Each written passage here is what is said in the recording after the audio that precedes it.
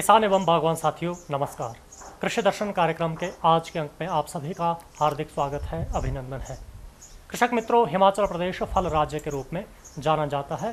फलों से इसकी एक अलग पहचान है, लेकिन अक्सर हम जब फलों का जिक्र करते हैं तो उसमें सेब और गुठलीदार फलों का ही खास स्थान रहता है।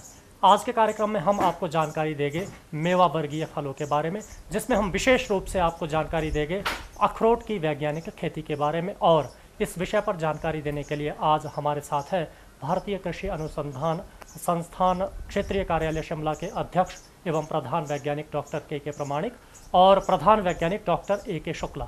इनसे हम जानेंगे कि किस प्रकार हिमाचल प्रदेश में व्यावसायिक स्तर पर अखरोट की वैज्ञानिक खेती की जा सकती है और इसकी पौध और प्रबंधन का सही तरीका क्या है। डॉक्टर के प्रमाणिक, कार्यक्रम में आपका स्वागत है, अभिनंदन है। डॉक्टर साहब, जैसा आज का हमारा विषय है अखरोट की वैज्ञानिक खेती की हिमाचल प्रदेश में क्या संभावनाएं हैं, तो हमारे किसान साथियों को सबसे पहले आप यही बताएं कि हिमाचल प्रदेश में किस प्रकार की भौगोलिक स्थिति अखरोट की खेती के लिए चाहिए और प्रदेश में अखरोट की क्या संभावनाएं हैं। आजकल जो जलवायु परिवर्तन हो रहा है, आपको पता है जो हॉर्टिकल्चरल डाइवर्सिटी जो आ रहा है वो बहुत ज़रूरी है कि एक क्रॉप जो मोनोक्रॉप हम बोलते हैं, कोई भी क्रॉप ना करके और भी क्रॉप को साथ में लेकर चले।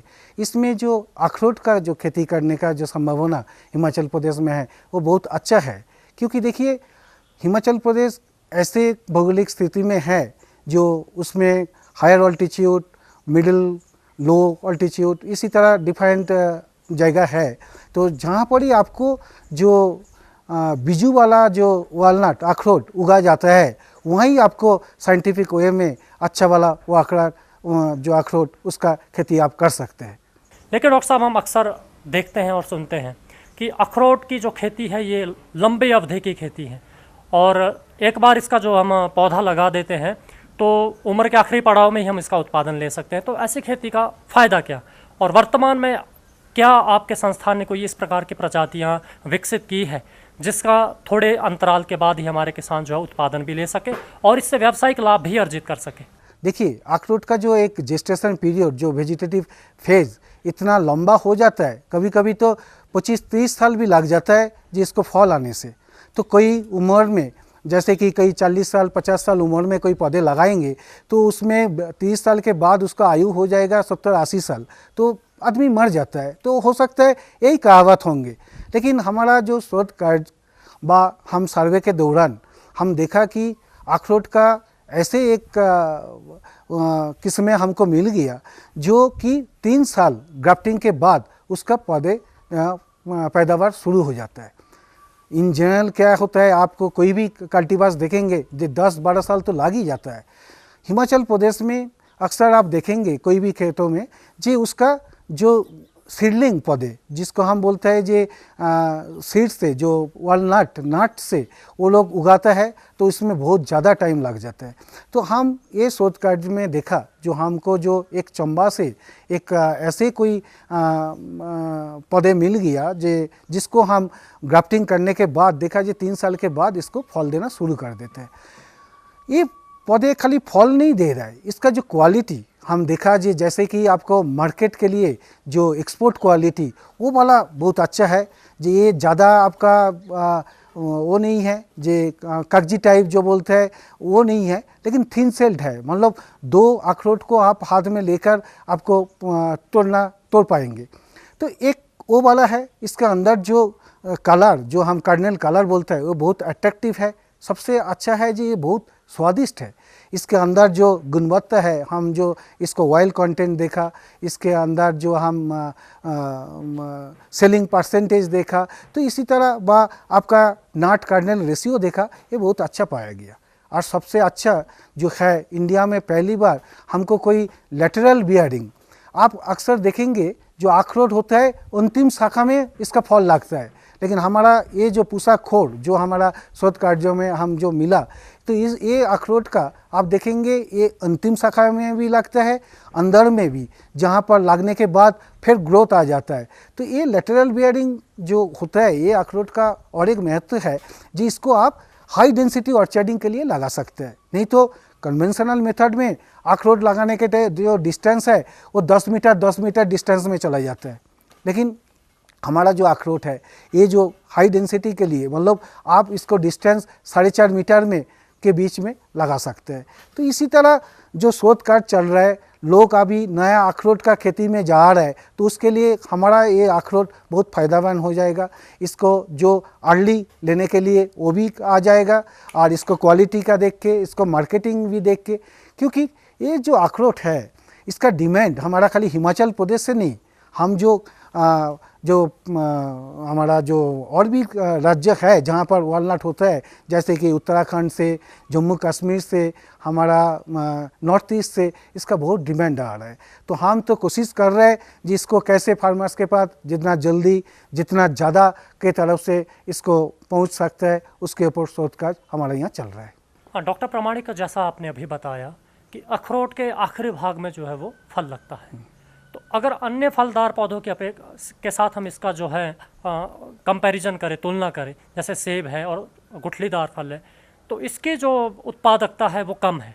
तो हमारे जो प्रदेश के किसान हैं वो अखरोट की खेती व्यावसायिक स्तर पर क्यों करें, और अखरोट की खेती करने के लिए इसका प्रवर्धन सही तरीके से कैसे करें ताकि वो इससे व्यावसायिक लाभ भी ले सके और उन्हें आर्थिक रूप से भी जो है सक्षम बन सके। देखिए, जो नर्सरी मैन है तो वो इसको प्रवर्धन करेंगे डेफिनेटली। ये अखरोट को उसको मिल जाए तो इसको प्रवर्धन करने के लिए, आप प्रवर्धन करने के लिए जो है हम बोलेंगे वेजिटेटिव प्रोपगेशन, क्योंकि आपको पता है जो हमारा हॉर्टिकल्चरल क्रॉप्स में कोई भी चीज़ आपको सीड के थ्रू व नाट के थ्रू उसको आप उगाएंगे वो ट्रू टू टाइम नहीं होता है, क्योंकि जो फल व जो आपको जेस्टेशन पीरियड का ज़रूरत पड़ता है एक पौधे का, आपको जो बीजाणु पौधे आएगा तो उसमें से आपको नहीं मिलेगा, सही तरीके से नहीं मिलेगा। इसलिए हम बोलते हैं इसको वेजिटेटिव प्रोपगेशन के थ्रू करो, कलम के द्वारा, आपको कटिंग के द्वारा इसी तरह इसको प्रबंधन करना पड़ेगा। जैसे कि आपको ग्राफ्टिंग करो, इसको बाडिंग करो। ग्राफ्टिंग करने का टाइम है जो विंटर में, जब आपका डोरमेंसी आता है।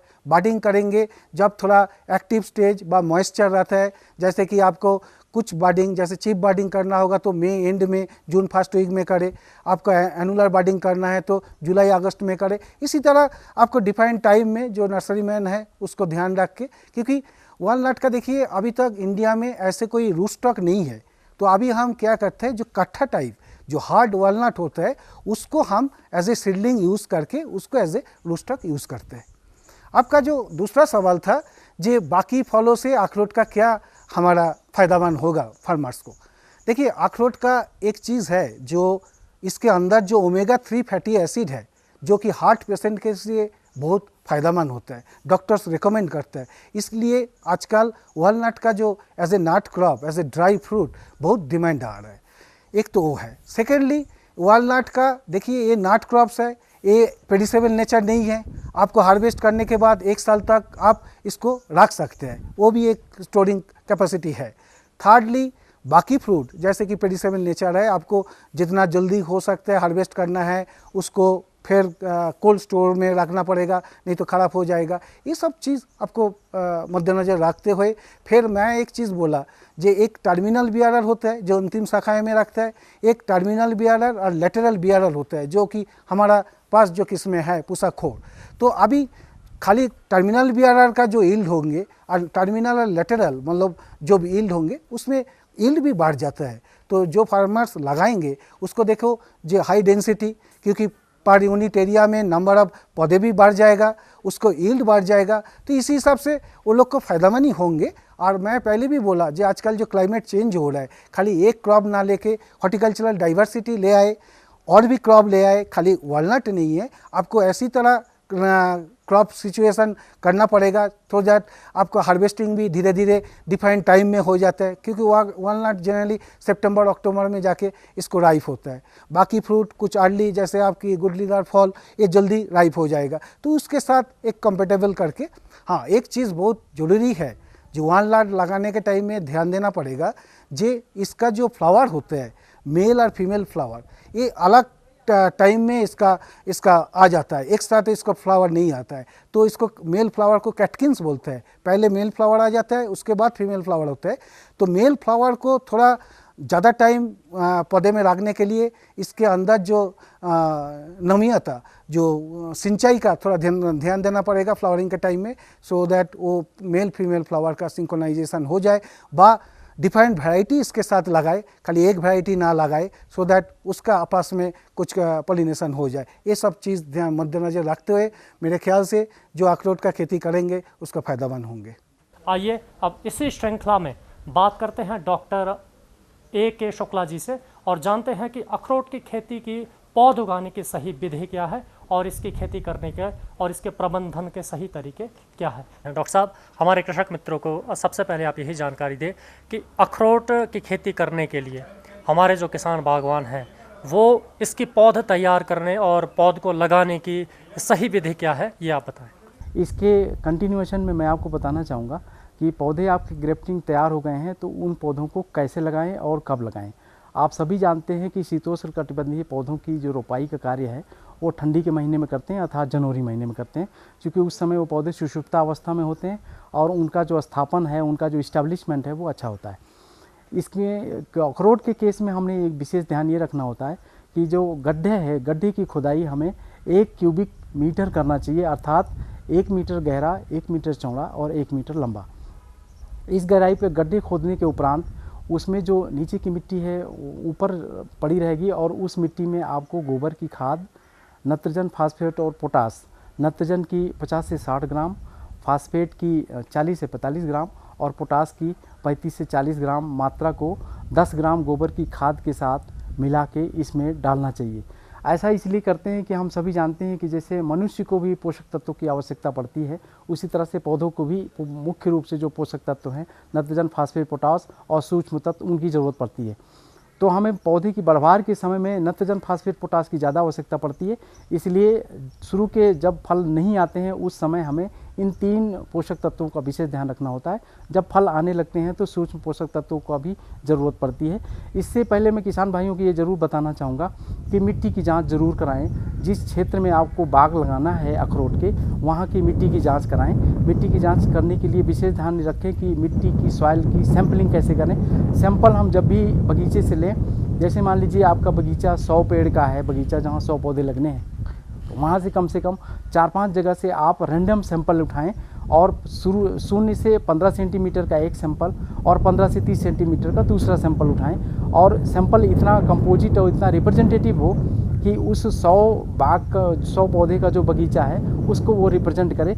और इस तरह से 5-7 सैंपल आपके तैयार हो जाएंगे अलग अलग गहराई के, उनको आप कृषि विभाग को दें, वो उसकी जांच करेंगे। तो इससे पोषक तत्वों को देने में आपको आसानी होगी, पोषक तत्व की मात्रा को निर्धारित करने में आपको आसानी रहेगी। ये वैज्ञानिक तरीका है पोषक तत्वों के बारे में जानने के लिए। तो मैं बात कर रहा था नाइट्रोजन, फास्फेट, पोटास को देने के बाद हमें पौधे बीचों बीच में रोपना चाहिए और उस समय पौधे में चूँकि पत्तियाँ भी नहीं होती हैं, पौधे जो सुषुप्ता अवस्था में होते हैं, और पौध को बीचों बीच में लगाने के बाद उसमें पानी दे देना चाहिए। पानी तुरंत देवें। पानी देने से पहले इस चीज़ का विशेष ध्यान रखें कि पौधों को लगाने के बाद उसको पैर से अच्छी तरह से दबा दें। उसके बीच में एयर पॉकेट अर्थात हवा नहीं होनी चाहिए। अगर ऐसा होगा तो उसकी जो जड़ें हैं वो सूख जाएंगी और पौधा मर जाएगा। तो पौधा लगाने के बाद आपने पानी दे देना है। अब एक चीज़ इसमें और बताना है कि पौधे आपके लग गए, पौधे आपने लगा दिया, उनको विशेष ध्यान ये रखना है कि उनमें समय समय पर पानी देते रहें। जहाँ पे ग्रेफ्टिंग पॉइंट है उसके नीचे अगर कोई स्प्राउट आ रहा है तो उसको हटाते रहें और उसको हटाते हटाते आपको ये चीज़ का भी ध्यान रखना चाहिए कि उसमें कहीं पे कट नहीं लगे, कहीं पे कोई खरोच नहीं लगे, क्योंकि उसमें फिर सेकेंडरी इन्फेक्शन के चांसेस ज़्यादा होते हैं। Doctor A.K. शुक्ला, आप हमारे आज के कार्यक्रम में शामिल हुए और आपने हमारे किसान बागवान साथियों को पौध लगाने की सही विधि, उनकी देखभाल और प्रबंधन की विस्तृत जानकारी दी। इसके लिए आपका बहुत बहुत धन्यवाद। किसान एवं बागवान साथियों, ये था हमारा आज का कृषि दर्शन कार्यक्रम, जिसमें हमने जानकारी ली कि प्रदेश में हम अखरोट की वैज्ञानिक विधि से खेती किस प्रकार कर सकते हैं। कृषक मित्रों, हमारे प्रदेश की जलवायु अखरोट की खेती के लिए बिल्कुल उपयुक्त है। यहाँ पर हर तरह की अखरोट की प्रजातियों का उत्पादन व्यावसायिक स्तर पर किया जा सकता है। और जो हमारे दिमाग में एक भ्रांति थी कि अखरोट एक लंबी अवधि की फसल है, हमारे वैज्ञानिकों ने शोध करके ये साबित कर दिया है कि थोड़े अंतराल के बाद भी हम अखरोट की व्यावसायिक खेती से उत्पादन ले सकते हैं। और हम आपसे इस कार्यक्रम के माध्यम से यही आशा करते हैं कि वैज्ञानिक अनुसंधान के साथ आप अपने श्रम को मिश्रित करें और व्यावसायिक स्तर पर अखरोट की खेती का उत्पादन करें। और इसी के साथ हम आज के कार्यक्रम में आपसे अनुमति लेंगे, कार्यक्रम को संपन्न करना चाहेंगे। अनुमति दीजिए। नमस्कार।